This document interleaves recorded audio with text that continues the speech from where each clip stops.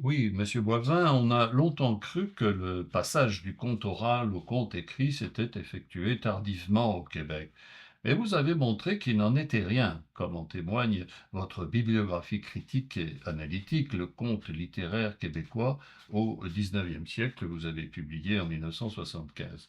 Alors, pouvez-vous nous parler du résultat chiffré de ce dépouillement que vous avez effectué et de la façon dont vous avez classé ces œuvres? Au cours de mes travaux du Dictionnaire des œuvres littéraires du Québec, on m'a demandé de faire la bibliographie du conte. On avait déjà la bibliographie du roman, mais on n'avait pas la bibliographie du conte. Alors j'ai fait le tour des bibliothèques pour trouver 28 recueils de contes. Je les ai comptés, il n'y en avait pas tout à fait 200. Ce qui veut dire que les contes, on s'est vite aperçu que les contes étaient publiés dans les journaux et les revues. Donc, le directeur du dictionnaire m'a demandé d'abandonner mon mémoire de maîtrise sur Damos Potvin, écrivain du Saguenay, puisque je suis originaire du Saguenay. Ouais. Et il m'a demandé de dépouiller les journaux, de Mhm. partir à la recherche. Donc, j'ai voyagé à Ottawa, à Toronto, Mhm. à Québec, à Montréal, pour trouver les journaux que j'ai dépouillés page par page. Mhm. Et j'ai photocopié ces comptes-là que j'ai trouvés. J'en ai trouvé 1200, Oui. autour de 1200. Et ce qui a été extraordinaire, c'est que je les ai tous lus, tous classés, et ça m'a permis, à ce moment-là, de montrer que le conte, contrairement à ce qu'on croyait, était pas mort de soif Mhm. au pied de la fontaine, comme dirait François Villon, mais qu'il avait eu une grande vie Mhm. et il avait été beaucoup pratiqué, Mhm. surtout que les jeunes n'étaient pas capables de publier dans les maisons d'édition parce qu'il n'y en avait pas. Il n'y en avait pas beaucoup. Ouais. Et c'était extraordinairement important pour eux de diffuser Mhm. leur production Mhm. dans les journaux pour atteindre Mhm. les lecteurs. Oui. Donc, ça a été le coup d'envoi, si on veut. Et au dictionnaire des œuvres, à ce moment-là, quand on a classé les œuvres, on a décidé de faire un spécial Mhm.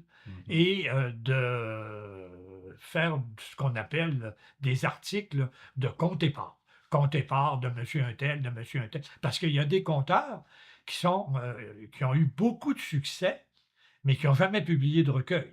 Ah, De ah. sorte que, à ce moment-là, on leur rendait quand même justice Oui. en publiant des articles sur les contes de Zipper. J'en ai fait plusieurs de ces compteurs-là. Donc,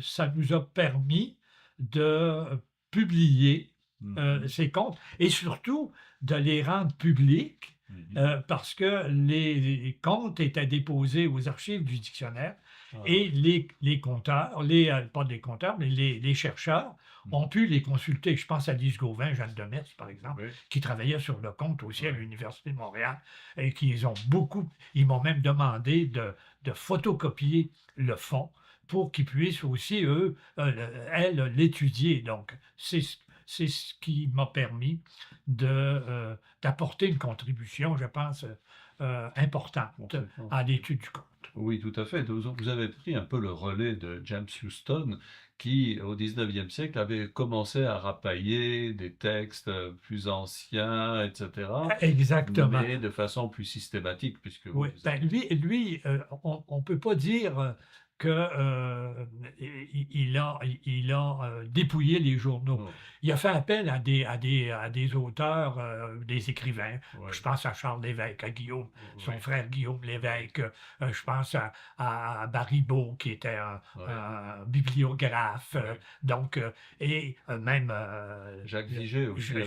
Jacques Vigée, avait- qui avait un fonds. oui. Alors, il a eu accès à ces fonds-là. Donc, mais ce qui est intéressant, quand on connaît un peu l'histoire littéraire, Mhm. c'est qu'il a repris à son compte ce que un écrivain de la fin des années 30, Oui, de 1830, qui travaillait au Fantasque, oui. qui, Napoléon? Napoléon Aubin, qui voulait faire ça exactement. Ah oui. Il avait déjà trouvé même le titre, Répertoire des contes Ah, je connaissais pas ça de Napoléon. et des écrits de la littérature canadienne, Ah. etc. Donc, L'idée, en tout cas, à cette époque-là, c'était de faire mentir le rapport durable, le rapport n'est-ce pas? Durand, bien sûr, parce que Qui, là, il poursuivait ce que François-Xavier Garneau avait fait. oui, Pour ce qui est de l'histoire, on n'était pas un peuple sans sans histoire histoire, et on n'était pas non plus un peuple sans sans littérature, littérature. puisqu'il faisait 4 tomes de Oui, textes qui avaient été publiés dans les journaux ou des textes inédits. Il y avait oui, même de ses propres textes de oui, conférences, par oui, exemple, qui dormaient oui, dans ses papiers. Et il a décidé de recueillir tout cela oui. et de leur donner une nouvelle vie. C'est ça. Alors c'est ce que vous avez fait vous-même avec votre bibliographie, mais vous êtes retrouvé quand même avec un corpus énorme qu'il a fallu classer, répertorier. Et si on passait justement à ces répertoires, à cette répartition du corpus, quelle typologie avez-vous été amené à faire? Ben moi, j'ai proposé une typologie en 3 parties. Oui. D'abord, les nouvelles, parce que il faut dire que le conte est pris ici dans un sens très large, Mhm. de récits avec des événements et des personnages Mhm. qui accomplissent des exploits, Voilà. qui ne sont pas nécessairement des exploits extraordinaires. Mhm. Donc, j'ai d'abord identifié des nouvelles réalistes. Oui. Ensuite, j'ai identifié des nouvelles historiques ou à caractère historique. Historique. Et en troisième partie, et c'est probablement celle qui est la plus intéressante, je l'ai appelée les contes surnaturels. Oui. Et on expliquera pourquoi surnaturels, parce qu'ils ont un rapport direct avec la religion catholique. Très bien. Alors, on va peut-être aborder cette typologie en commençant par le conte anecdotique ou réaliste. Comment les caractériser? Est-ce qu'ils définissent, ils répondent à la définition courante du conte, un récit fictif mettant en scène des personnages qui accomplissent des exploits extraordinaires, c'est-à-dire hors de l'ordinaire, qui dépassent par leur invraisemblance l'entendement humain, ou alors c'est trop figé comme définition? Ben, je pense que la définition correspondrait plutôt à la troisième partie du corpus. Euh, dans les contes à caractère, les contes Réaliste. anecdotiques ou Réaliste. les contes réalistes, Oui. ce sont Oui. des nouvelles qui sont très réalistes et qui exploitent des thèmes de l'idéologie de la classe dominante à cette époque-là. Mhm. Je pense par exemple à la désertion des campagnes, Mhm. aux bienfaits de l'agriculture. Je pense également à la condamnation de l'exil aux États-Unis, Mhm. du départ vers la ville qui affaiblissait le peuple canadien-français. Je pense aussi à tous ces récits qui portent sur l'ivrognerie. Mhm. Parce qu'il faut penser que l'abbé Chiniki, en 1844, va publier son manuel à l'intention de la jeunesse canadienne sur l'ivrognerie.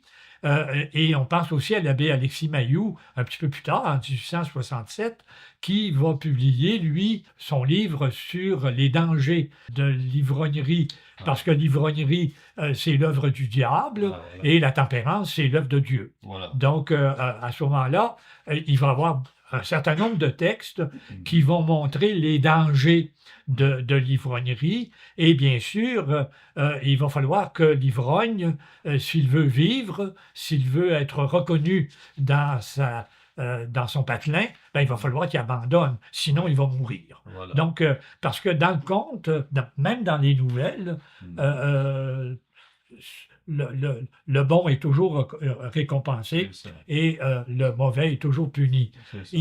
Et c'est l'occasion aussi dans ces textes-là faire des peintures de mœurs. Voilà. On voit toutes sortes d'éléments, par exemple la bénédiction paternelle, Oui. le jour de l'an, la messe de minuit, on voit le Mardi Gras, Mhm. il y a des scènes sur la quête de l'enfant Jésus, Oui. sur les pauvres, etc., etc. Oui. Et en même temps aussi, il y en a d'autres qui vont se lancer du côté des chantiers. Voilà. Ils vont nous montrer la vie dans les chantiers. Mhm. Donc, c'est une occasion de bien connaître ou Mhm. de mieux connaître la société traditionnelle du C'est ça. 19e siècle, par exemple. Ouais.